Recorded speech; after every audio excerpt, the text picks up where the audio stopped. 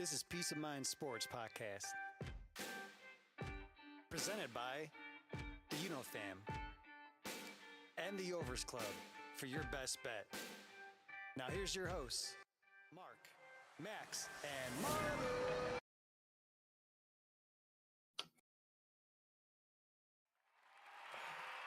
Marlon. Live Conference Championship Sunday.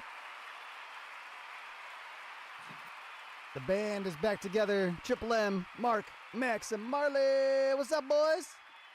You know, cause the Yo, yo, boys yo. I bet I had to cut the intro a little early there. back What's up, everybody? in town. We are live, and it is a beautiful, wintry Midwest day outside, and even a little chilly weather in the south there, Max, Louisiana. Getting some snow over the week. Yeah, man, it's a pretty chill, rainy day here today in southern United States.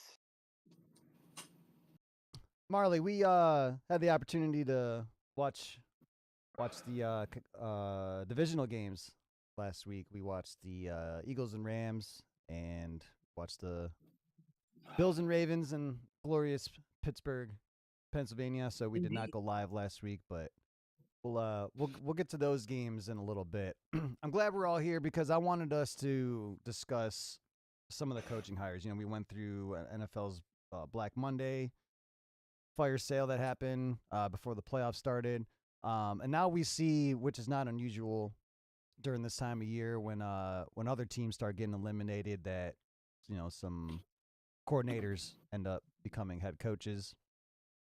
USA Today came out with their rankings of the 6 quarterback hires. So we're going to start with number 6, the Dallas Cowboys. Ryan Schottenheimer becoming the coach for the Dallas Cowboys. Kind of a household name, but what are your guys' thoughts on the hire of Brian Schottenheimer to the Dallas Cowboys? Max. So, my first thing about this was, which is it's funny because I kind of have I have a good inside scoop. I can say an inside scoop. One of my coaches that I coach with, our head coach for the baseball team I coach for, is a Dallas Cowboys fan.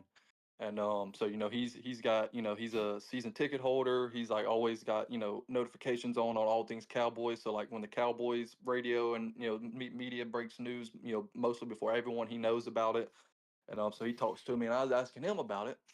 And I was messing with him, a few weeks back. I was like, "Yeah, how about old Deion Sanders going to be the next head coach of the Cowboys?" And he just kind of started laughing. He was like, "Well, I don't know how I feel about that." He said, "We definitely get a lot of attention, but I'm not sure if he's ready, for NFL coaching after only a few short years in college." Um, but we was making that joke, and then it broke, that who they hired was their offensive coordinator, and I thought it was kind of funny. Jerry said, he's known as a lifelong coordinator or assistant, but now he's known as the head coach of the Dallas Cowboys. Mm-hmm. To me, and from what my friend said, is it feels like this is a comfort hire. This feels like this is a hire to keep chemistry and a relationship with Dak Prescott, right? It makes you feel like they're committing to Dak being their quarterback. Obviously, you give him that much money, you have really kind of no choice, right? But it feels like this is a comfort hire. It feels like this is they shot their shot at a few people and they got turned down. No one wanted to come work under Jerry because obviously Jerry is thought of being one of the more hands-on owners in football, right? Like he kind of has to have his hands in everything. I mean, he goes on the Yeah, radio every week to talk about the team. Um, so I think it's kind of just a product of that, but also just a product of, I mean, it's the Cowboys. Let's be real. Like they are, regardless of how big, how good they are, how bad they are, they are always a talked about team, and most of that is because of Jerry Jones, right? Yep. Um, I don't think it's a bad hire. I don't know how I feel about it, honestly. I have to do more research into him himself and just his background and everything. But I know he's been in the league for a while. I know he's been calling plays for a while. I know he's a good coach from what everyone says. And he's a But is he Schottenheimer. going to be Yeah. a good head coach? Right. Is he going to be able to be the guy that his first time head coaching job is the Dallas Cowboys, right? Like one of the NFL's premier franchises and most well known franchises in the world. I mean, I'm pretty sure if you go around the world asking people to name NFL teams, I'm pretty sure the Dallas Cowboys would probably be one of them. Um, And it's interesting, man, just because like I don't know how to feel about it. I don't know what he's going to do defense coordinator wise. I don't know what he's going to do offense, like if he's going to bring on his own staff and everything like that. But their defense was really, really bad. Like it honestly, like I Surprisingly think bad, Dan yeah. Quinn, when Dan Quinn was there, he hid some of the defects they had just because of his scheme and play calling. And Mhm. then when he left, like it just kind of went back. It started showing all those bad spots, all those weaknesses, all those defects. So that's the main thing I think they're gonna have to worry about is he's gonna have to come in and he's gonna have to retool and rebuild that defense. He's gonna have to get a good defense coordinator. He's gonna have to fix some holes on that defense. The offense, as long as I think if they stay healthy, they could be okay. Dak is not a bad quarterback. When Dak is healthy, Dak is honestly a pretty good quarterback. But they need a running game. Dowdle's pretty good, but he's not a stud. All they Every have down back, receiver right? rise is really CeeDee Lamb. I mean, and it's hard to get stuff going offensively when you only really have one elite weapon. So they got some stuff to do, man. I don't hate it. I'm gonna bide my time before I really do any judgment on it and see how he does, which is the same case for a lot of these head coaches. That's first time head coaches. Kind of just want to see what they can do. You got to give them the benefit of the doubt, and before you make judgments. But that's about what I got on it. Too early to give grades out, obviously. I mean, we don't know what he's going to do, but USA Today graded him at about a C, which is what kind of sounds about right. Next up, number 5, Las Vegas Raiders, Pete Carroll. USA Today grades this as a B minus. This is a Tom Brady hire. Speaking of that, I fully expect him not to be in the booth. There's no way they let him be in the booth next year. He's not going to be able to be an owner and be a commentator. I know he's one of one. He's Tom Brady. He wants to be an owner. He wants to do this. He wants to do that. But I think he's going to have to choose. But go ahead, Marley. What are your thoughts on Pete Carroll going to the Raiders? See, I have a little tidbit for this one. So, Marley tidbits. there's talk now. There's talk, and it's getting steam. It's starting to get some traction around here, and it's starting to get some national media attention. Especially, I was watching. I think it was Game Day Morning this morning with Rich Eisen and all those guys. Good guys. They're talking about Russell Wilson wanted to go to the Raiders last year, but it didn't work out. Him and Pete Carroll are still very good friends from what I'm hearing.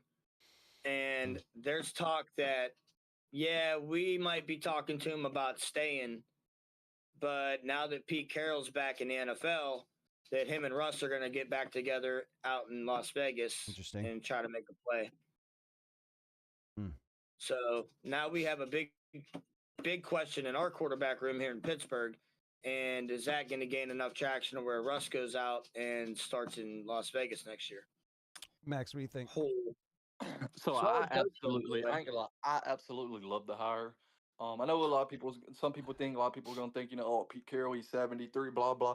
But I mean, Pete Carroll, like some of the other head coaches in the league that's older, his mind is still good. His demeanor, his cognitive ability to assess plays, to talk to the media, like Pete Carroll's still good in shape in terms of his age, right, in his mind. Yeah. I honestly think he's still a really good coach. I honestly don't think he wanted to retire a few years ago whenever he did leave the Seattle. I think what happened there was, the whole Russ thing happened and then all that, and it was kind of more of a, okay, I feel like my course has ran here, right? He's been there that long, went through those, those wonderful years of playoff runs and Super Bowl runs with the Legion of Boom and a young Russ and Marshawn Lynch. It was his time, right? He wasn't going to rebuild a team that he already exactly. kind of I feel like he was in a situation, and maybe the GM and owners was in a situation was like, look, we've kind of hit a plateau here with you the last few years. Yeah. Maybe it's time to go in a different direction. We don't want to fire you because we respect you. We appreciate everything you've done for this. But I feel like it was kind of a, hey, look, you kind of need to retire or we're going to have to fire you and publicly and make a move. You know what I mean? That's kind of what I felt like it was originally. I kind of feel like they let him leave on high terms because of who he was and what he did for the franchise. But I don't think he wanted to retire. I don't think he was a guy that was ready to quit coaching football or quit being around football. So he took a break, like some coaches do when they retire, right? I mean, you look at Bill Belichick. He was retired for what, a whole 2 years, and now he's coaching at college. I mean, he's another guy that I didn't think wanted to be done whenever they got rid of him on the Patriots. It's, you know what I mean? Like whenever you do that, you love to do it. I love the hire. I think he's going to build that team back up right. I think he's going to build that team into a playoff contender. It may take 2 years. It may take 3 years. And, he may go 6-10 or 3-10 or have a bad record for a couple of seasons. But if you got to give him time, because you got to think of what he's working with, right? Really, when you think about the Raiders, the only really dominant pieces you think of is Brock Bowers, Max Crosby. That's really it. Yep. Like when you think of Raiders, you think of those two players right there: Brock Bowers, Mason Crosby, Yeah, Max they Crosby. have a couple. You know, they're not household names, but they got a couple receivers. So They're gonna need a lot of yes, work Jacoby over there. Myers. I want to give Jacoby Myers his flowers and his respect because this year he quietly put up a very, very damn good season, Yep. and he had 0 drops. Mhm. 0 drops this season. He got targeted, I think, like the third most or fourth most. I'll have to double check that. I could be wrong. Um, may have saw that part of the season, so it may have changed. But at one point, he was one of the top 5 targeted receivers and had 0 drops. That's very, very good. So he has some stuff to work with. But I think, like Marley was saying, I think it starts with you have to get the quarterback. Any team, I don't care what it is, the age of having a mediocre quarterback and an elite defense is done. You're not winning a Super Bowl no more with that. Now you have to have a good to above average defense, but a very good quarterback. You've got to have the quarterback to win the Super Bowl. And I think the past few Super Bowl wins has really shown us that, right? I mean, you look at the Chiefs with Patrick Mahomes and those runs. Yeah, they've had some good defenses, but it's been because of Patrick Mahomes making crazy plays. You look at, excuse me, you even look at the Eagles whenever they went that year and won, right? Nick Foles was playing out of his freaking mind during that playoffs. I All mean, it this dude was takes. throwing like 300 plus yards like it was easy, like it was nothing.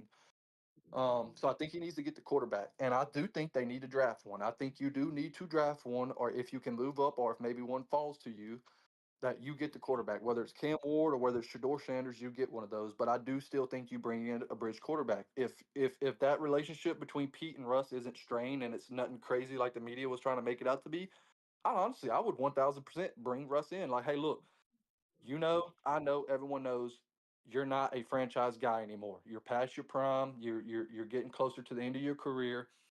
Come be a mentor. Come be a bridge quarterback. You can be our quarterback for 2 years. We'll guarantee 2 years, at least 2 years. You can start or at least compete for the job with a rookie. Obviously, the first year he'll probably start, win over a rookie. That's just kind of how it happens.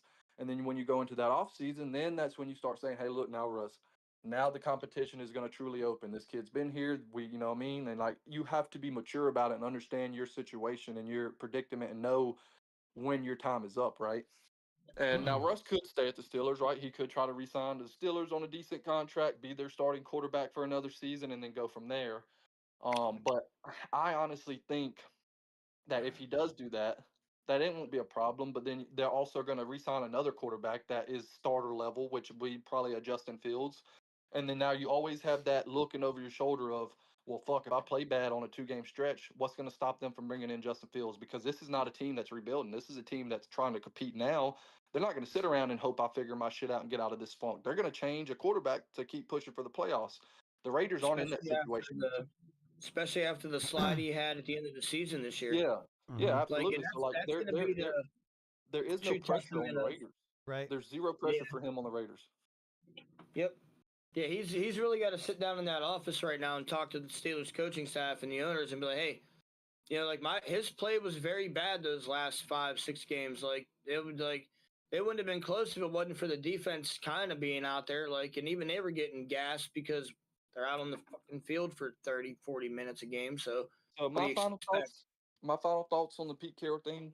If they go if they go 2-15 or whatever next season, I won't really bat an eye. I won't be like, oh, they need to fire Pete Carroll. They made a mistake because of what he's starting with and the team he has. Now that Yeah, he following has year, nothing to start with. if they don't win more games the following year, or they don't progress within from first year to second year, then you can kind of say, okay, Yeah, he's gonna be like a 2 year maybe, window. maybe he's don't have it anymore. And I'm not saying it like that because that would still be too early. Again, it takes a couple seasons of getting your guys in, your draft classes, your free agency signings, you're implementing your scheme of getting everything set and locked. But you should definitely see improvements from year to year, at least, even if it's small, right? Like let's say you go, how many games in the season now? 18 or 17? Yeah. 17. Yep.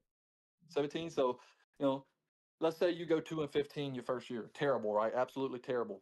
But let's say the following year you go 4-16, or no, 13. 4-13. Let's say you go 4-13. Not a big improvement, but let's say your defense jumped up about 15 spots in rankings. Your offense jumped up 15 spots in rankings from being, from dead last to maybe middle of the pack. That's signs of improvements. Your overall record only jumped 2 wins, but your offense and your defense jumped up 20, 30 points in the rankings to where Mhm. maybe you was mid bottom tier of the NFL, like late 20ish, to now you're mid 20s to early 20s in the rankings, right? That shows improvement. Also to Maybe mention, overall you guys, didn't like we win more were because maybe you had a tough schedule, but you seen the improvement, right? So then that following season, you should see more improvement from the win column. You should see more improvement from the offense, from the defense, and that's just kind of how it goes when you're building a team up. You're not going to see it all. Like for example, the Commanders this year, right? I'm not saying it was a oh, fluke. I'm not saying that that they can't do it again next year. but they could But get on if a they run take like a that. small step back next year, you can't say, "Oh man, it was they sucked. They're a failure." No, you could say they kind of peaked a little early and had some good wins, had good game plans, and that some other teams choked, and they did very well. Because it's not very likely a rookie quarterback and a young team that's in a rebuild year like the Commanders are make it to the fucking NFC Championship. That doesn't happen Yeah, very when we get often. to them, I have some thoughts on how they kind of had like kind of the foundation, but they needed the ownership and they needed the right coach, and then also they So needed I just love the I love quarterback the too to Pete plug Carroll in. hire. Honestly, I Hell think he yeah, can do good for the Raiders. And how about the AFC West, man? You have that's what I was Andy about to Reid, say. you have Sean Payton, you have John Jim Harbaugh or Harbaugh, and Jim now you have Harbaugh, Pete Carroll. right? How We crazy were is about that? 2 years off from that division. We were kind of I remember a few years ago we were like, man, this division's coming out, and then it kind of just separated, obviously with the Chiefs. But I expect this division to tighten up over the next few seasons. Just a quick recap. Moving on. As we get to number 4 is going to be Aaron Glenn. We're going over courtesy of USA Today's rankings of the new hires in the NFL season. Number 4, New York Jets. Aaron Glenn.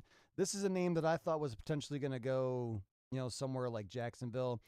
I just really thought I mean, I know we're talking about the Jets here, but I just wanted to switch gears real quick. As we talked about in the DMs, I was like, I wonder if there's like, going to be like a nice upcoming, who's the hot candidate that's going to be a good fit for the Jaguars. The Jets end up getting Aaron Glenn as a grade B. I think he's going to be a solid coach. Inc. seems to like the hire. I was kind of feeling out Jets fans. But Jets fans are also kind of always going to be nervous when it comes to new coaches because they haven't been good for a while and they need to get it right. Because the AFC East again, with having the Bills, the Patriots aren't going to be terrible for years to come, and then the Dolphins are kind of in a gray area. So I think this was a solid hire for the Jets. What do you guys think, Aaron Glenn? I mean, he's familiar with the franchise. He was one of their stars. Yeah, first round pick.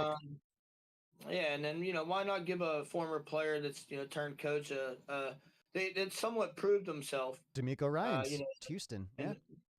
Yeah, proven himself in the coordinator position to be able to move up into the head coach. And it's the Jets. I don't see a whole lot coming for it from them this year. Like Aaron Rodgers is still on the fence of whether or not he's going to stay because of the coach and the GM, and they're on the fence with him.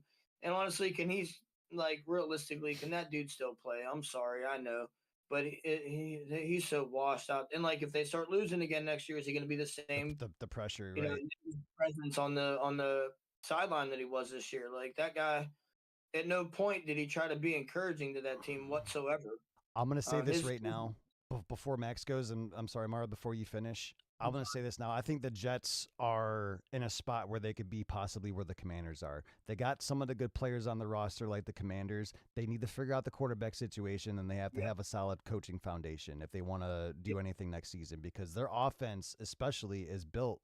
They have great players on the offensive side. Garrett Wilson, who might actually end up asking for a trade. Devontae Adams is probably gone. They have a solid tight end just like the Commanders do. They have solid running backs just like the Commanders do. They just got to figure out the quarterback situation, and I think they can do a pretty good moving forward on that. Go ahead, finish it. Speaking of the Jets and trades, there's actually talk about him coming here to Pittsburgh and reuniting with Justin Fields. Ooh. So there's a little tidbit on that one. I heard that story the other day too. Like he's getting like. Yeah, because think about it. Like, you guys love your Ohio State players, man. You might even draft Mecca Ibuka from Ohio State too. I mean, hey, man, it's whatever, bro. Like, we don't care where your college is from, but like if that's whoever's got Chem, like, come on, like our offense has some really good players on it. If we could finally figure out our quarterback situation as well, right? Kind of in that similar spot too. We're a contender all day because I mean, shit, we're a contender without a quarterback. or with mediocre quarterback at best. Average quarterback But play. no, Yeah. like the Jets, like I don't know, man. I think they honestly need to walk away from Rodgers. They got a draft pick where they can go and get a. They might be able to trade through and get a quarterback. I don't know, but they got to do something. And if anything, they go into free agency and go after one of the guys that's actually still able to play, like Sam Darnold. You know what I mean? Like get him back again. Like I know you drafted him. Well, you see what he did in the Vikings. Let's get him back and see what he can do again. He's not ancient like Aaron Rodgers. He's also going to come in with a mindset of Mm-hmm. I can do this now. Let's see if we can do this here. He's got better receivers now. He's got a better running back. Always got a solid D. So I mean, I don't know, but they really need to find that out. And their coaching staff also like hang on to a guy for more than a year or so. Let him build his team. Let him Seriously, get like some, give him 3 years you know, at like least. that's seriously trash that you fire a guy after every season. Like, come on, like how you ever expect a guy to get anything done in one season? Like, that's like asking the damn president to do it in 6 months or whatever. Like, yeah, okay, Hey now, like it ain't gonna happen here. Max.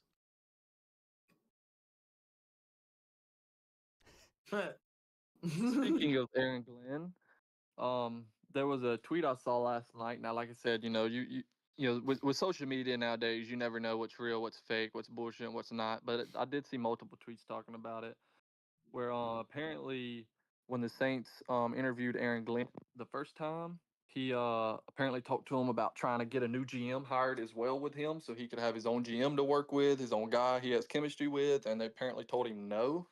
And then he took the Jets job like 2 days later.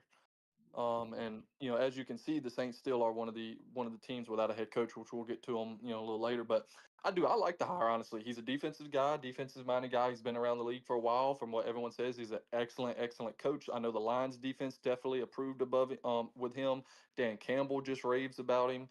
And he's going to the Jets, which is they have a lot of good defensive pieces already on that team. You think of Sauce Gardner, you think of all the other defensive linemen they have. I mean, that defense has a lot of good pieces on it. And then offensively as well, they have good pieces. They have Garrett Wilson, they have Brees Hall. The offensive line needs some help, but they have some pieces there. It's really, like you said, it's going to come down to the quarterback situation. But what do you do with this team? Because it feels like this team is ready to blow up, honestly. Like you have Garrett Wilson that's kind of been hinting at trades and a bunch of rumors about him being unhappy. And as y'all know as well as I do, when there's a lot of reports about that from respectable people and other stuff like that, most of the time there's fire. When there's smoke there, there's fire. Yeah, man. So, and then you look at Devontae Adams, right? Like he's due like 20-something million, 30-something million dollars. And I mean, yeah, man. do you want to pay now? Don't get me wrong. I think if, let's say, Devontae Adams was on like the Chiefs or the Texans or someone like that, I still think he could be putting up stupid, crazy numbers as a receiver one, just because he's still very good. He's getting older, don't get me wrong, but I still think he's Devontae Adams. I think he's though, like, do you want to pay him that much money knowing he's 30, 30, 31 years old? Or do you want maybe try to trade him for maybe a couple seconds, maybe a late first, maybe. I don't think you will get that though, just because of his contract situation. You're asking a team to take on a lot. But do you get a third, maybe? Do you get a second, maybe a fourth, right? Do you get some capital then to where you can then draft another receiver if you wanted to, or maybe a defensive piece, or maybe an offensive lineman, maybe something that you need, specifically need now. And then also the quarterback situation. I love Aaron Rodgers. Y'all know how much I love Aaron Rodgers. That dude was my quarterback for my favorite team pretty much my whole damn life. So I mean, I have his jersey, with his signature on it. Like that's my guy, man. Didn't like how it ended. Didn't like how he left and everything like that. From both sides, I think it could have done a little differently. But dude, he's washed. Like he's. And when I say washed, I don't want to say super washed because he still did put up one of the best seasons in Jets history as quarterback on one of his down years. So that should say how good he is and how bad quarterback play has been for the Jets. A little mixed bag, right? I don't think they the move thing. on That's from how Rodgers. bad their quarterback play's been. I don't necessarily think they move on from Rodgers. I do think there's some strain there now with Rodgers and Woody and the ownership and stuff. But I do think, they have really no other options because what are your other options? You either bring back Aaron Rodgers, who's already on contract, who's already familiar with all the teammates and everything he has, and you can see now 2 years post injury if he can get back to a decent level of playing, right? You have Garrett Wilson. Maybe then you say, fuck it, let's keep Devontae Adams. Let's basically run this team back with some new pieces, some new free agency signings, some new draft pieces, and a new coaching staff and see. And then obviously if it don't work, blow it all up. Interesting. but they're going to have to figure out what they're going to do long term at quarterback. Because, like I said, say you move on from Aaron Rodgers, say you trade him, he retire, or the only way you would get out of that money is if he retires. But say you trade him or just cut him, you're owed so much money in dead cap. Like it's a bunch of money you're going to have to pay in dead cap. That is going to make your team tough. So then what do you do at quarterback? I mean, you can't draft one. You're not in position to get one of the top guys. And this isn't a very deep quarterback class to where you have three guys that's guaranteed first round picks, right? The rest are kind of late first, maybe second, developmental type guys.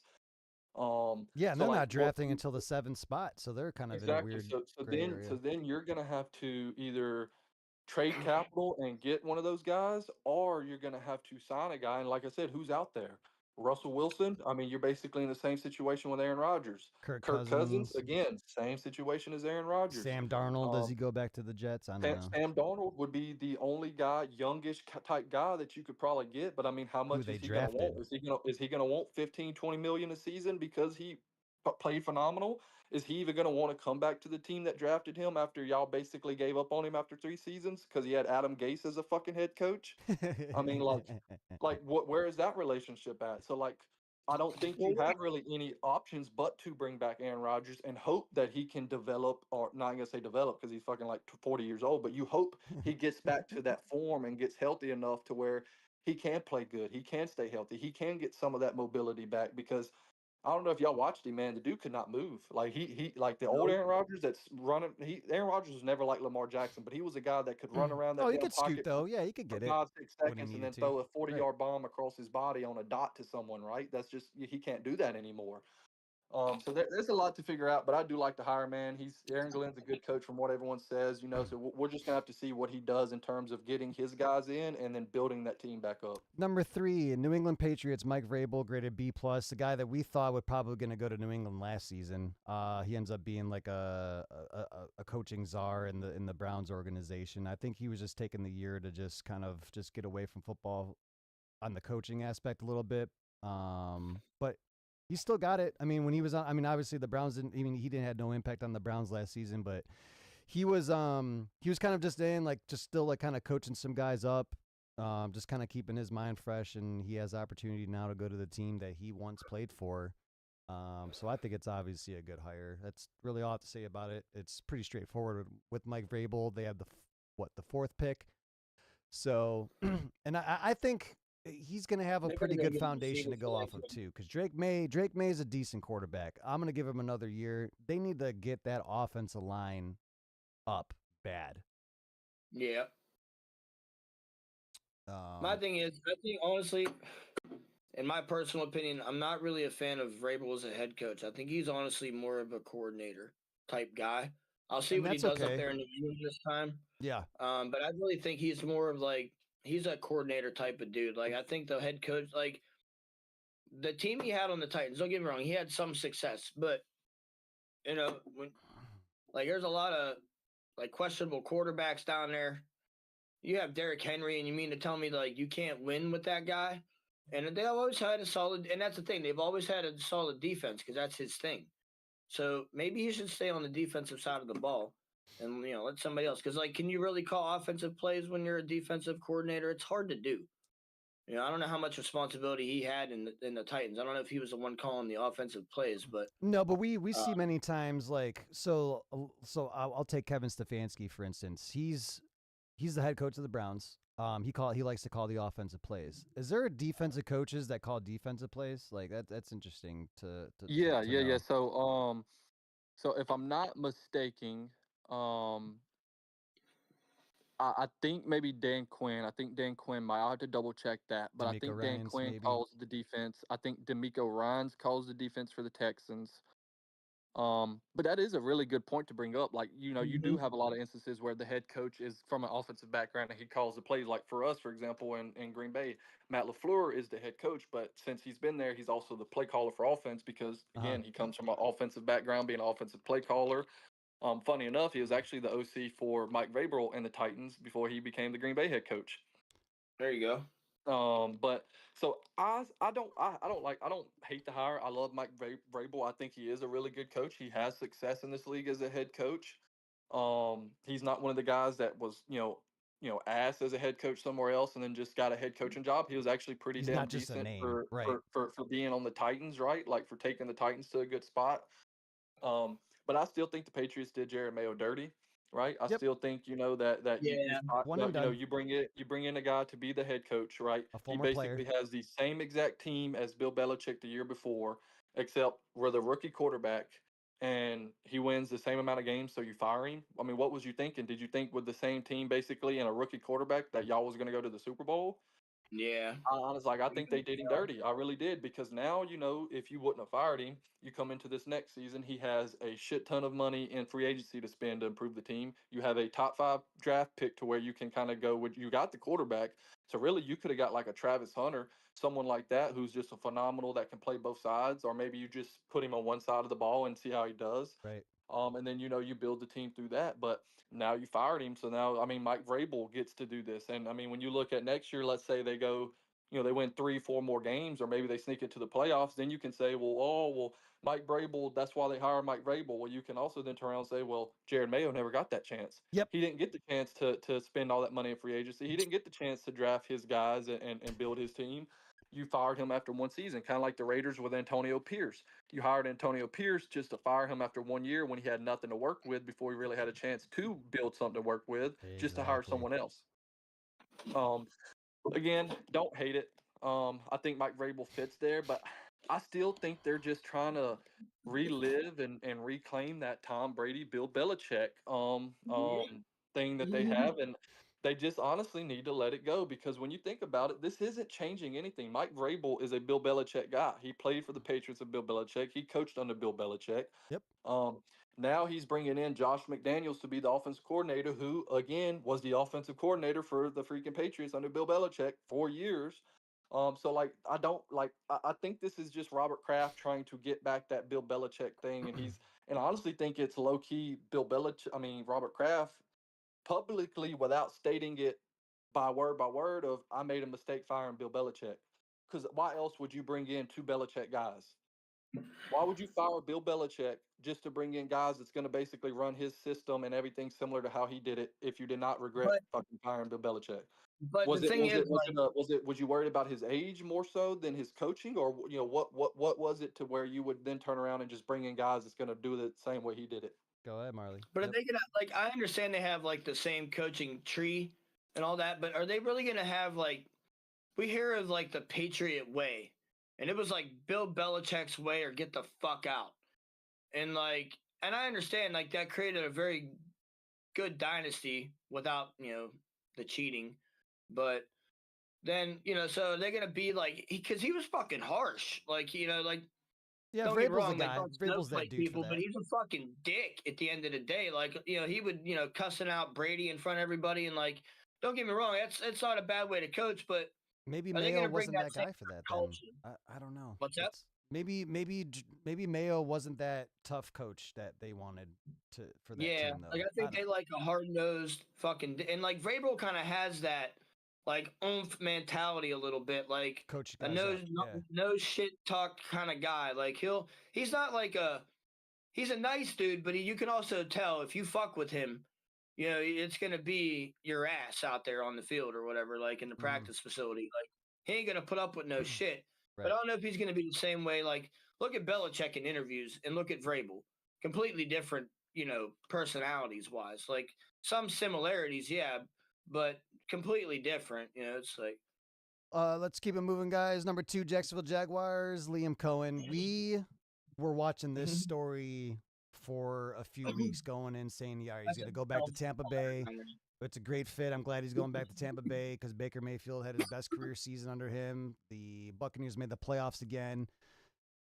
And then Max shares the story of after Trent Baalke got fired from the Jacksonville Jaguars, immediately signs as head coach for Jacksonville. This is just a wild story. I think it's a fantastic hire. USA Today gave the grade an A-. I think it actually has a little bit of this has got to be a little bit of tampering. Verbally agreed to go back as to be the offensive coordinator of Tampa Bay, and then Trent Baalke gets fired as GM And then he's just like, "Yep, I'll be the coach of the Jacksonville Jaguars." Like a few hours after that, money talks. That's all that was. He was playing. My man said, "Look, I got you." But then, the Bucks want to. But so who got the bigger contract? Who get? I don't know. That dude, like Max said, like, yeah, you want to boast yourself as a coach and all that, but that dude went too far. He went too far. Mhm. Like, you shouldn't have. You played both sides of the fence, like, publicly, and like kind of sneakishly too. Like, he was lying about where he was or some shit, and like he was supposed to be at the doctor, but he was actually in the Jaguars facility. And it's like, dude, like, what are you like? Come on, man. Not and like now are you like your team's already a little bit of a dumpster fire down there. So are you you're gonna bring this kind of shit to the limelight, and are you gonna get a little more attention than you should now because of the fuckery you pulled Right, I in the think he might beginning have of added a little the bit of pressure to offseason? himself. But like my thing is, I think it's a great hire Yeah, because I would love to go to that division because any one of these 4 teams has a chance to win a yeah, division. We know Houston's and that's like why. the team to beat in the division, especially going into next season. But any one of these teams can win it with the right coach. Exactly, and And they that's have why I some said good like players there too. out of the best situations, like the Jags would be the better team because like you said, that division's weak enough to where if your team can win 8-9 games, you got a good chance of winning the division, which Mhm. isn't hard to do. You're only going 500 at best. Okay, so that's easy to do, especially and especially with the way that division is built. If you got a solid team, you got a good chance of winning a lot of division games. So you can really solidify yourself that way. But yeah, when you get into the playoffs, you're going to be one and dones, or maybe make it to the next round and be out. But you can have some success, but they got to get Trevor Lawrence back to Yeah, that's the whatever X his factor. form was, Yep. and yeah, another quarterback situation down there that's questionable, and it's wild that it is because he was pretty good like the year before. He wasn't doing too bad, and he wasn't that bad this year. He just injuries and whatever else just not help. Yeah, Max, what do you think? You got a Ferrari and Brian Thomas Jr. You got ETN's good. He had a down year though. He had some injuries last Yeah, he year, did. but I I had think to it's a drop pretty him solid fantasy. offense to like he's licking his chops over there. They either got to get Trevor Lawrence right or they got to figure out the quarterback situation. I think that team's on the offensive side of the ball is going to be pretty decent. I think this is a great hire though. What are your thoughts, Max? Yeah, so I do like the hire. I think he's a good coach. I think he's a good offensive mind. Now, I definitely think he's going to have to make the right hires on defense and bring in the right guys to run the defense. But I mean, this it's weird, man, and it's shady and it was sketchy, and I really don't like how it was done, man. Yeah. And when you look at the dude's history, like I said, of course, when you look at every head coach's history, right? Like they started somewhere, building their way up as an assistant, right? They was at a team for a few years, go to another one, take a better job, blah blah. Yeah, let's take a look But at I his mean, history. this dude's history is literally like every year for like the past 10 years he has been on a different team. Um some of those where he's literally just taking the same role. It's not like he's getting from OC or quarterbacks coach to head coach. It's literally just OC to OC, OC to OC. And again, like I said, everyone's different. Everyone's getting the money, take care of your family and everything. But the shadiest thing about this to me is the Tampa Bay after your first interview said, "Hey, look, we'll make you the highest paid offensive coordinator in NFL history. You will have Baker Mayfield to work with, who had a phenomenal year under you. You'll still have Mike Evans. You'll still have Trick Palmer. You'll still have all these guys. And this is one of the best offenses in the league last year. We can run this back. We can really do something. Right. But this is contingent on you not taking a second interview with the Jacksonville Jaguars. If you take another interview with the Jaguars, we're not going to That's give you off the the highest table. paid OC in the Right. thing." So what does he do? He's a little slippery, sneaky snake, and basically goes to Bucks for a while, lies to then head coach, and says that he's with his kid at a doctor's appointment when he's really in Jacksonville talking to the Jaguars secretly about their head coaching job. Dirty, bro. Which then I guess Wynn got out to Tampa Bay, which then kind of forces him to like, well, now you've got to take the Jags job because does Tampa Bay even want you back now that you've done this, and goes to them? It'd been different if you were straight up with them like, hey, Yep, look, because the story started coming out. I would do myself a disservice if I did not take this second interview with the Jacksonville Jaguars. Obviously, it was a big point for my career, but I'm keeping y'all in the loop, letting y'all know this. Obviously, y'all offered me this deal. If I didn't, but I'm gonna have to because you know what? You never know. It's different if he did that, but he didn't. He lied about it and everything like that. I just think it was crazy how it done. But from a football aspect, you're right. I think it's great. You have Brian Thomas Jr. there. You have all those offensive weapons. Trevor Lawrence just has to play. And I think that's one big reason why they were so antsy and so aggressive on getting Liam Cohen is because Trevor Lawrence has not developed. He has not lived up to that number one overall pick, that generational quarterback hype he was getting. I mean, everyone was trying to say he was the best quarterback prospect since Peyton Manning, and he just has not done that in the NFL. Mhm. So I think it's phenomenal hire, man. Football from a football standpoint, but like I said, they're going to have to figure out the defense and the defensive side of the ball and what Trevor Lawrence is. Is he going to be the guy, or is he going to be a guy that's good enough, decent enough, kind of like a Trent Dilfer, someone like that, and then you're going to have to move on eventually. Takes us to number 1. Max is shaking in his Packers uniform as the Chicago Bears hire the guy, Ben Johnson, graded an A+ from USA Today. But Ben Johnson comes in, takes over a Bears organization that is desperate for wins and desperate to win a division and desperate to make the playoffs. They have desperate. the Lions, Vikings, and Packers ahead of them. So this is going to be a very tough task for Ben Johnson as coach for the Chicago Bears. Fire away, boys. Max, you're up. This is all you, buddy. I have nothing to say on it, but whatever. Yeah. So I can't lie. I do think it is a really, really great hire. Ben Johnson is a very, very good offense coordinator. He's a great play caller. He's good at maximizing all his players' potential. Never been a head coach though, so obviously, right? Like you're always nervous about first-time head coaches and how they're going to do and how they can handle running everything. Yep. But I mean, he has a lot of good pieces of work there. I mean, he has Caleb Williams, who is supposed to be a very, very good quarterback, was the number 1 overall pick. You have DJ Moore. You have Roma Duze. I'm not sure. I think they may still have Keenan Allen. I wasn't sure if it was a 1-year or 2-year deal he signed. But so I'll have to double check that. He's getting up there in age, though. A little You have Cole Clement. You've got to make the offensive line a lot better. You need to get a really good running game. Like you there's a lot of stuff they're gonna have to fix there, but it does stop at the top, and I do think it's a really good hire.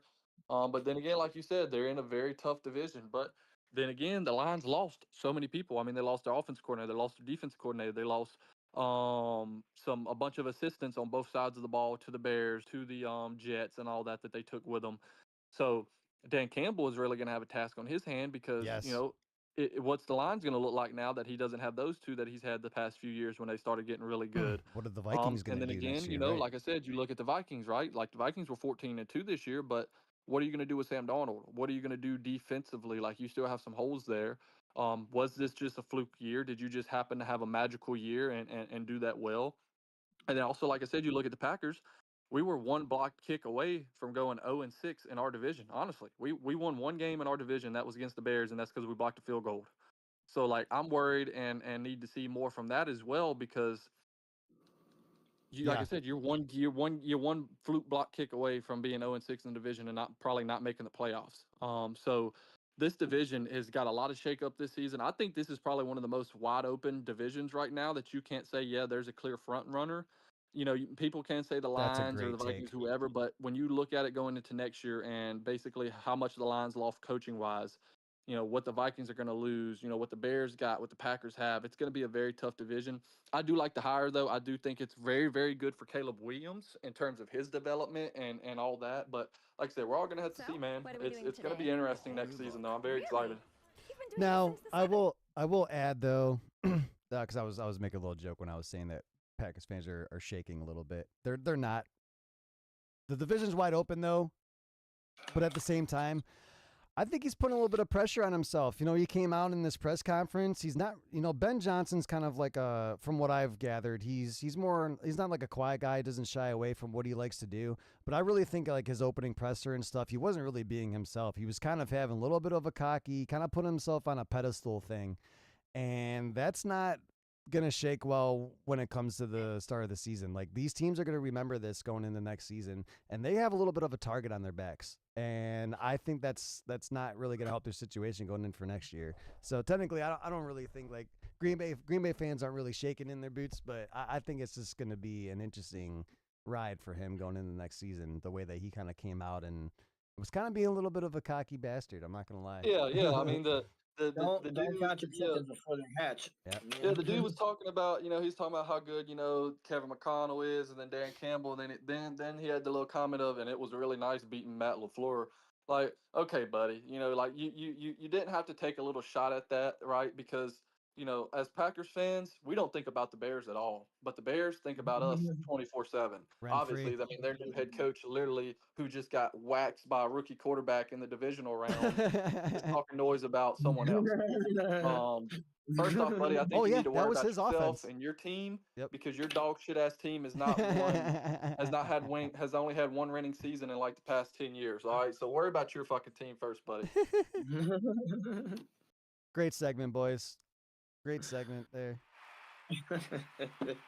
Let's move on. We have conference championship play to get to, and we're going to start with the Washington Commanders, Philadelphia Eagles, 3 o'clock. Eagles home to the Commanders. Eagles a 2nd seed, Commanders a 6th seed. Philly 6-point favorites. 47.5 is the over-under.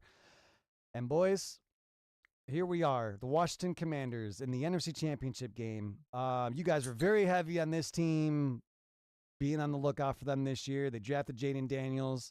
We knew they had some of the offensive pieces. You guys are not surprised that this team is really in this spot today. Maybe a little bit in the NFC Championship game, but this was your guys' pick to make the playoffs. So let's talk about it. Boldest pick of my podcast sports career right here was the Commanders going to the playoffs. Now, did I think they'd make the NFC Championship?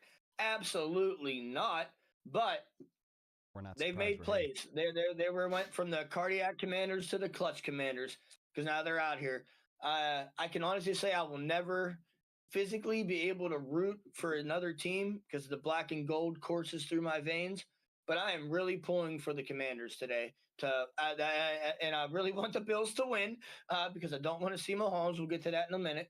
But I'm really happy for that franchise after the complete dumpster fire of their ownership, just ruining that franchise and just creating the havoc that they did. For them to finally turn that team around, and that Dan Snyder was like, or whatever, is that his name? I think, yeah. He's like, when they asked him about the championship run, he's like, I fucking hate it. Yep, Like, what ownership does in the NFL, just like the I'm not going to compare them to the Pittsburgh Steelers, but just to get the solid foundation going. I know it's 1 year. We don't know what's going to happen next season, but this is a great start for this organization with under new ownership and a good rookie quarterback who's playing fantastic. Opportunity for Jaden Daniels to be the first rookie quarterback to start a Super Bowl. It would be and if this dude doesn't great. if that coach doesn't get Coach of the Year, I don't know who does. Yeah, Dan Quinn, man. Yeah, if Dan Quinn does not get Coach of the Year, I don't know who does, because who takes a completely rebuilt franchise with a rookie quarterback to the NFC Championship game? And Max, it doesn't happen. Traded his 2020 Volvo and Joe Burrow for 2024 Ferrari and Jaden Daniels. I know, right? I kind of felt the shift in the universe, like the suction. Yeah, like Max has this suction, everybody. I've talked about it many times on the stream. Max, whenever you mention Joe Burrow, like your curtains start to like blow into the house because he's sucking it so hard that but now he's kind of just giving him it's just a tip a little bit on Joe Burrow. Now he's got Jaden Daniels kind of like this. he roots for his guys, man. He loves the game in college football. He tipped us off immediately in the draft that Jaden Daniels look, watch out for this team because this is going to be a great fit for him. He's going to have a good veteran coach and he's got some good players to work with, and he's gonna get his as long as he stays healthy. Look out for the Commanders. So go ahead, Max. Without stealing too much of your words. Look, okay, so sit down. Hold on. Let me hold my weed down, bro. I don't want to. So look, all right, look. MPs will be able to back me on this because he's, he watches, college football. He's been keeping up with college football over the years. I know, you don't really watch a lot, Marley, but so LSU pre Joe Burrow from 2010, even probably before that, till Joe Burrow's first year, our quarterback play, bro, was abysmal. Like we Man, literally could not have a good quarterback to save our lives. We would have the best defense in the country and some of the best receivers and running backs ever, and we'd lose 3 games because quarterback play was not up to code because they couldn't hit the receivers, they couldn't do nothing. Like it was terrible, man. So then, Joe Burrow comes and like wins the Heisman, goes crazy, dude. We're passing for like 300 yards a game, which has never happened for us before. So we're like, holy shit. Well, then fucking 3 years later, we get basically Joe Burrow 2.0. We get another elite quarterback wins the Heisman, and like it's just phenomenal. So Right. like And now Garrett for us Nussmeyer, as Heisman LSU favorite going fans, in the next reason season. we like love Joe Burrow and love Jaden Daniels so much is like I said, we were in quarterback purgatory so think about it this way, Marley. I'll put it this way. Think of the Cleveland Browns the past 10 years and their quarterback situations. That was yeah. LSU prior to Joe Burrow. Hmm.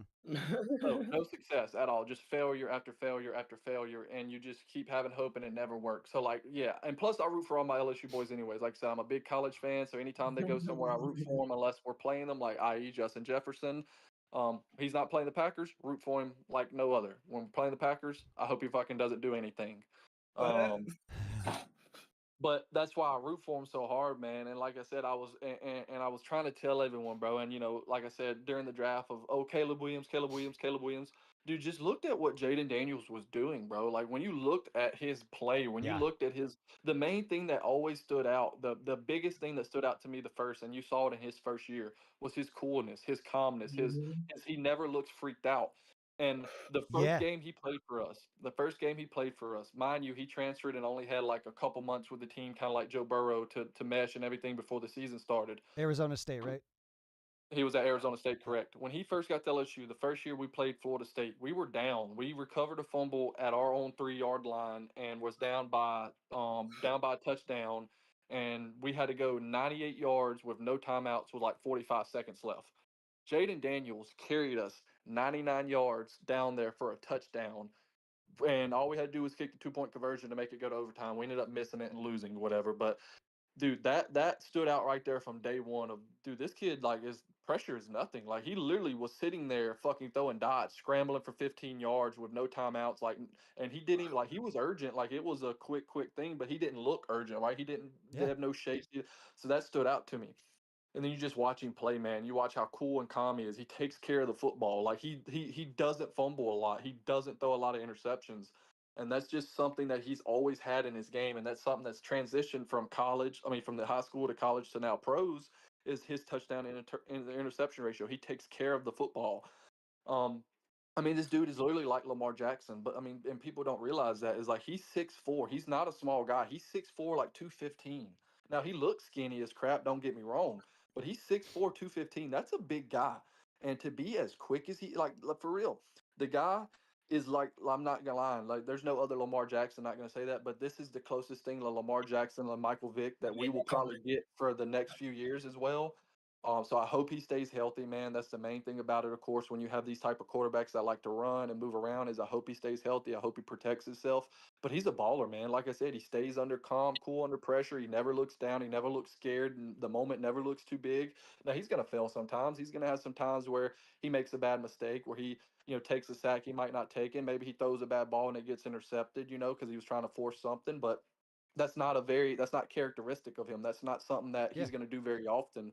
And honestly, it's just the confidence that he exudes. When you look at his interviews and the way he talks, it's always very confident but not arrogant. He doesn't like praise himself and hype himself up like crazy. He's always giving glory to God. He's Team always giving player. glory to his Yeah. teammates. He's always giving glory to everyone else but really himself. He's just a humble kid, man, and I like to root for people like that.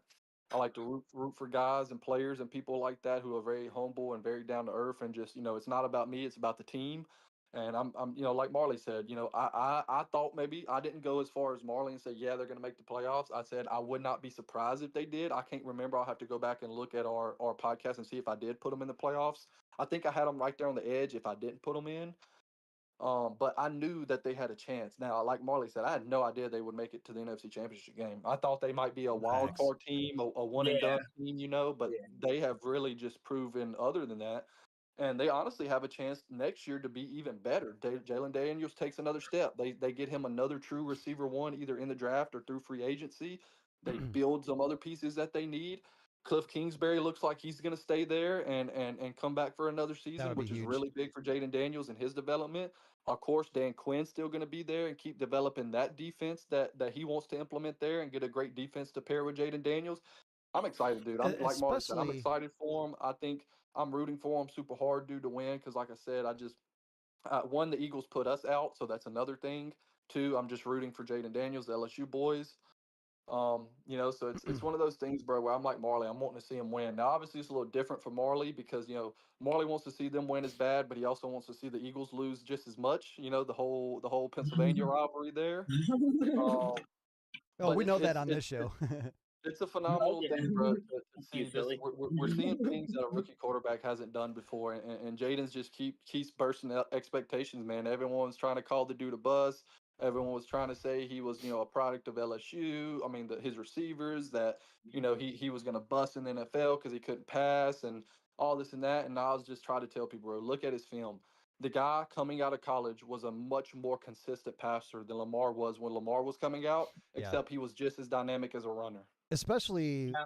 like at this point in the season, like the Commanders are just playing with house money at this point. Like they have absolutely no pressure on them. They're out there, they're having fun. They're just exceeding expectations. Absolutely. And if I'm Dan Quinn, right, and I'm on my side of the field to score, I'm within the 30, 40-yard line, 4th and 2, 4th and 3, 4th and 5, I'm going for it every time. Because like you said, what do I have to lose? I'm playing with house money. We get fucking blown out. Oh well, we was never supposed to be here. This is a fucking rebuild year that we're in the NFC Championship. This is all just experience for our guys at this point. And that's what I was going to ask too. Like, who's under the most pressure today, Philly or the Commanders? I know that Jaden Daniels isn't going to show it. Is it Philly? You think it's Philly that's under the most pressure? You're going to lose to the you're going to lose to the rookie quarterback rebuilt team in your division now, again. My thing on the Eagles, which we're going to get to in a minute here, like I was kind of filling out Philly fan this week. They still feel pretty confident they're going to win. But like I think Nick Sirianni's kind of in the same position where Dan Campbell was last week. Like, is Nick Sirianni going to fold under pressure like he has been the past couple of seasons? I know they made the Super Bowl a couple years ago, but like I don't know what the Eagles are going to do. It's tough going down there right now, man. Yeah. Like the Eagles organization and their fan base is freaking brutal. They were ready to fire Sirianni after week 3 because they started slow. They were like 1 and 2, 1 and 3. So my point on that is I don't know if he's as relatable as Dan Campbell last year, just because like I said, Dan Campbell, where he came from a terrible team, Nick Sirianni kind of inherited a already playoff contending Super Bowl team. Right. I think if you want to compare pressure to, I think you can compare Nick Sirianni's pressure to the same as Sean McDermott in Buffalo, right? The last few years you've been in the championship game or one game away from the championship game, and you just haven't been able to get that hump. All the pressure in the NFC Championship today is all on the Eagles. Literally, like you said, the Commanders, dude, they're not supposed to be here. They are playing with house money. The Eagles are a team that made it to the Super Bowl a few years back and fucking lost. And lost to the 49ers. Not the 49ers. They lost, to the Chiefs and all that smack talk and everything. And all the pressure is on them 100%, bro. You just signed Saquon Barkley, who had a 2,000-yard season. Jalen Hurts has developed more as a passer. You drafted all those defensive players and traded for those defensive players. There's no excuses. Like you should win today. You're at home. It's Philly, like Marley said. Going to Philly is brutal. Those fans are brutal and toxic as There's fuck. only one stadium in the NFL that has a damn magistrate built into it because those guys are that disgusting of a fan base where you get there's multiple arrests that deserve like criminal charges. We're not talking about some drunk guy throwing a beer. We're talking about dudes like knifing each other and shit. Like that fan base threw snowballs at Santa Claus, guys. Like, damn, man. Like, yeah, so there's no pressure on the Commanders today, I would say. Now, obviously there is, right? Like you want to win. You are one game away from a Super Bowl. Like it is like it's not easy getting to this point at all. No. But like I said, if they lose, no one's gonna be like, oh ha ha, you lost, oh ha, you're frauds, because you're not supposed to be here. That's on the Eagles though. The Eagles fuck around and lose. You know all the memes that's gonna come out about Jalen Hurts and Saquon Barkley. Like it's gonna be brutal, bro. It's gonna be.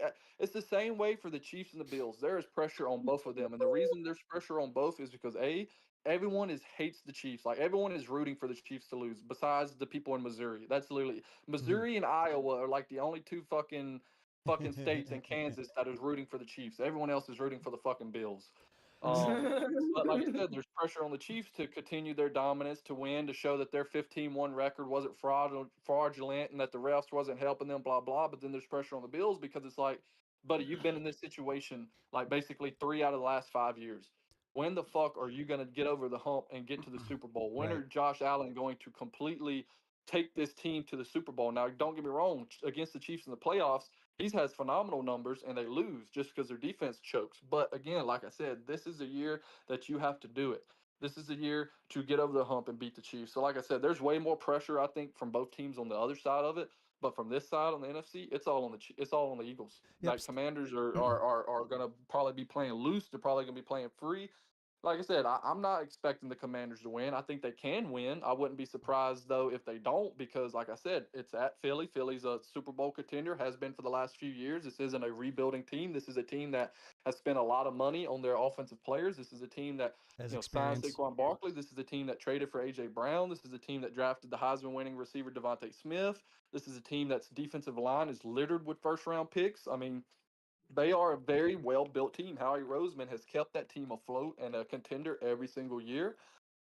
But pressure's on them, man. We're gonna have to see how it goes. I'm just excited to watch the game. Staying on the Eagles real quick before we make our game picks, and I also have a tidbit too that Marley and I were kind of going back and forth with throughout the week. The Eagles, like outside of Josh Jacobs going to the Packers and Derrick Henry going to the Ravens, like what a signing. The Saquon Barkley bringing the running game pretty much back to the NFL, where we thought that it was starting to steer away into a pass-heavy offense. Running backs are going to be running back by committee. They were going to get like $1,000 a season to play. Like Saquon Barkley is going to help get these running backs paid again, and the offense is going to go through the running game for a lot of these teams again. I think it was a fantastic story. He would have probably won Offensive Player of the Year and MVP had Jalen Hurts not taken 15, 16 touchdowns away from Barkley, who could have had like 40 touchdowns this season. I'm really impressed with the Eagles. I think a team that started slow, they kind of battened down the hatches and figured it out because they found themselves as the number 2 seed this season. And I think they're a for real team. It's just going to come down to, I think the X factor is going to be Nick Sirianni today. Stats to know. Marlon and I, this is what we were kind of discussing. The last time that division teams played an NFC conference championship game, this is actually the 5th NFC championship game between the NFC East teams, and the first time since 1986. The previous 2 winners, 1982 Washington Redskins at the time, and 1986 Giants, who both ended up winning the Super Bowl that year. So, a little tidbit for conference championship games in the division. It's time for game picks, boys. A little drum roll. Well, we forgot to talk about the Bills and the Chiefs, didn't we? Well, we're just talking about this game. We didn't even get to that game yet. Yeah, no. I'm going Commanders all day, baby. Oh, come on, man. I do not want to watch Philly go to the Super Bowl. And like we were talking, I want to see a rookie quarterback, rebuilt team, new head coach. I want to see that franchise because this is just good football, okay? This is what we talk about all year. We watch some of the most garbage games on Monday night, Thursday nights, even Sunday afternoon. You got to watch the most toilet bowl game of the year because it's the only one you can get. Right. This is what football is about. They want to talk about entertainment. This is entertaining because this is they're making history right now. Yeah, this is NFL history that the Commanders are taking, and it's in their hands to do it. Like Jayden Daniels can be one of the first rookie quarterbacks to come in and go to the Super Bowl and possibly win it. Like I would love to see him duel it out with either Mahomes or Josh Allen in the Super Bowl. That would be a fantastic game either way. Will it be a good game if the Eagles go? Probably as well, but they've been there before. So it's like, this is like it's like watching baseball now. You got the Yankees. Okay. You know, like who else you got? The Angels or whatever it is. Like I don't know, but yeah, I don't know. Come on, man. Commanders all day, baby. Max. Where'd he go? Max. Yep. My bad. I was muted. Yep. Game picks, like Marlon said. I'm taking the Commanders. Wow. Let's go, Jaden Daniels. Let's go, Commanders. Let's go, underdogs, man. Let's go into Philly. Let's ball. Let's drop 40 on their heads, and let's see a rookie quarterback go to the NFL. I mean, go to the Super Bowl. I am taking the bless you. Thank you. Are you done? Yeah, we're good. Give me the Commanders. I would hope so. Let's go, baby. 3-peat. Give me the Commanders. Quick betting nugget too. Commanders are 5-3 outright and 6-2 against the spread as underdogs this season with 3 straight outright wins. Eagles have won 9 straight home games, 5-4 against the spread, courtesy of ESPN. Moving on, number 2 Bills, number 1 Chiefs. If this was a betting thing to see if these two teams are going to make the AFC Championship game, it probably would have been like minus 110. Everybody knew it was going to happen. In a way, even though I did bet the Ravens last week. The Ravens should have won that game, but Bills come out on top. Number 2 Bills at number 1 Chiefs. Chiefs, the line has moved close. It's been flip-flopping between like 1 and 2. Kansas City favored 2 points over under 47.5. Let's talk about this game. On the Bills side of the ball, after letting go of offensive coordinator Ken Dorsey, they found a running game. This is probably the best Bills team that they've ever had at this point. And that's saying a lot because they had a lot of Brian Kelly or Jim Kelly teams that were good. Yeah, see, you got LSU in my head, Max. That's the other thing with the Bills. Like, can they get out of the? They had the Jim Kelly years of going to 4 straight Super Bowls and losing all of them. Imagine. And then now you've got Josh Allen, who's also a very good quarterback with a very good team around him, and they just can't get over the hump. So I think definitely all the pressure rides on the Bills for sure. I mean, I know the hype's about the Chiefs and all that, and I'm not. My pick's not just because I'm hating on the Chiefs, but like I just want to see the underdog team go, and let's go. Let's see the Bills win today. That's who I'm taking. Taking the Bills. Okay. Yep. Yeah. I just can't stand the Chiefs, honestly. Like, I'm just going full hater, bro. Like, full haterade, drinking it up. I fucking can't stand the Chiefs, dude. I do not want to see them, dude. I liked them early on, and then, like, Patrick Mahomes and Kelsey and just their fans just became extremely arrogant and cocky and, oh, we're so much better than you. We're so much better than you. Blah, blah, blah, blah, blah, blah, blah, blah, blah, blah, blah. And I'm tired of it, bro. I'm ready to just see that shit end. I'm ready to see some other fucking team from the AFC fucking have a chance at the Super Bowl. So let's go Bills, bro. Josh Allen, Jaden Daniels, fucking Commanders, young, fun offensive team versus the Bills offensive team. I mean, that'd be a fun game, man. So like Martin said, let's go underdogs today. Stats to Taking know. the Bills.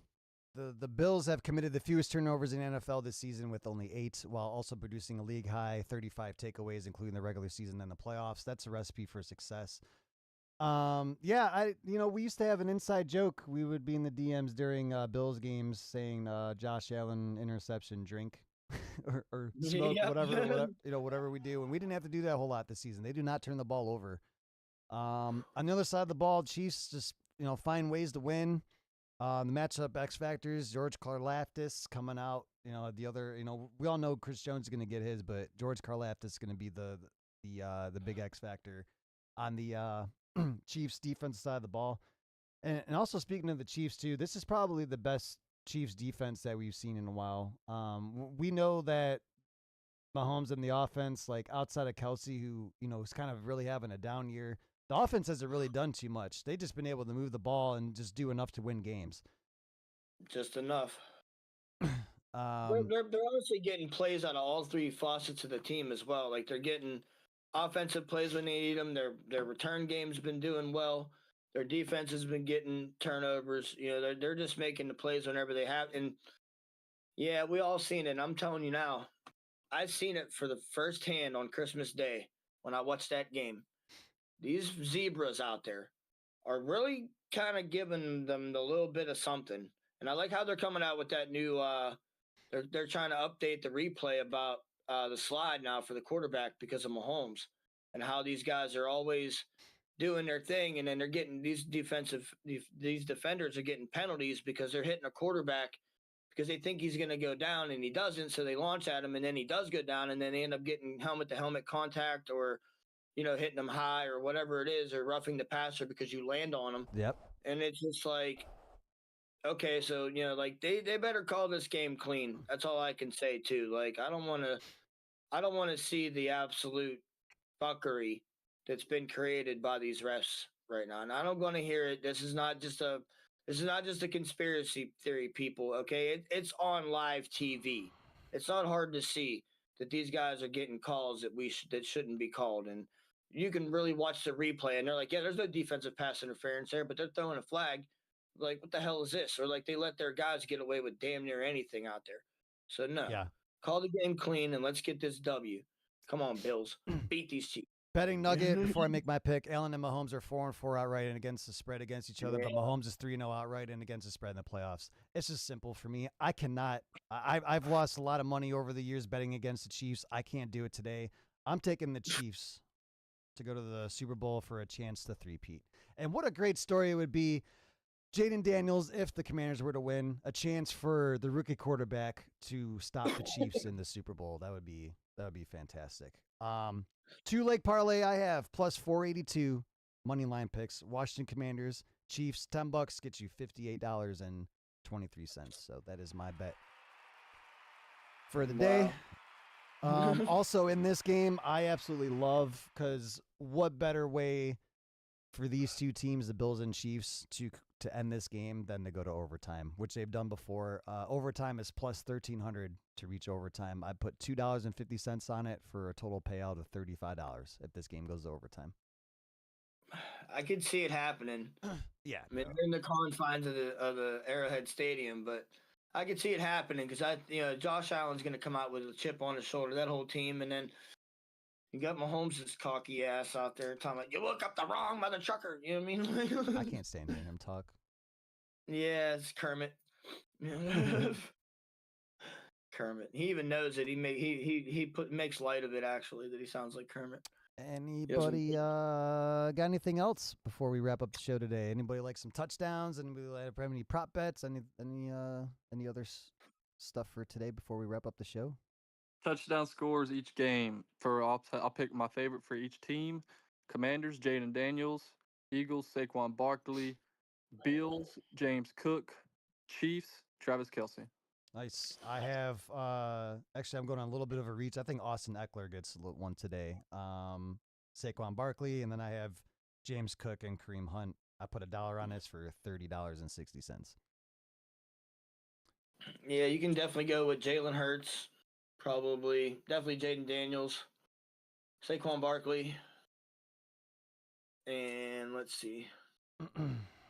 Yeah, I like Cook because he's always got a solid run game going on. So yeah. And I like this one too. This one's actually a little bit higher odds, plus 10,241. I have Travis Kelce anytime touchdown, which I would advise a lot of people to kind of stay away from Kelce this year. He's been really, really out of it. But I think when it comes to the playoffs, I think he likes to get one.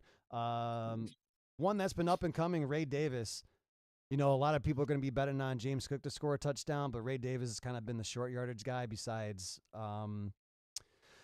Josh Allen. I do kind of potentially stay away from Bills players because they're kind of a touchdown by committee team. Yeah. And if you're going to bet on Josh Allen or James Cook, it's going to be kind of like pretty much minus money. So I took Ray Davis. So I have Kelce, Ray Davis. I like Zach Ertz, and then I like Jalen Hurts. So, yeah, bro, $1 for $103.42 for those four. So wait, I did have something on this, and if anybody's watching, so I was talking to Pizzle about betting next season. Now, if I were to put $1 on 31 teams to win the Super Bowl or go to, however it works, do you think anybody would think that would work out to be making money at some point? So I told Max, I told Marley this, so it's $32, right? So you'd have to have a team at plus 3,200 or higher to win for you to make money. Yeah. So I might try that next year. $31 is all it's going to cost me. See how it works. Do you know what sucks? You know what really sucks, though, guys? After today, we have one game left. Oh, Unless I you want know. to watch the Pro Bowl, which is flag football now. Yeah, we're gonna have 2 weeks between the Super Bowl too. That's kind of crazy. I hate that. I hate it. I mean, I get it. They want to put their best team out there, and everybody wants to get rested. It's a stupid week of media garbage that I can't deal with. It's the same crap. They come up with all these stupid stories and blah blah blah, and like all the national media, like all their segments just repeat themselves over. Like you could watch a half an hour and watch the whole show if you watch it for 3 hours. Like you're literally gonna hear the same thing over and over again, and it's just like ugh. And if it's the Chiefs, it's gonna be oh my goodness and. That's gonna wrap up our show for today, boys. Appreciate you all hanging out with us for another edition of Peace of Mind Sports Podcast.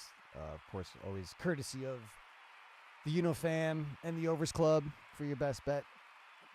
Appreciate you all hanging out with us. Hope you all have a wonderful day. Go Commanders and yeah, go Chiefs, I guess. Let's make some money, boys. Peace.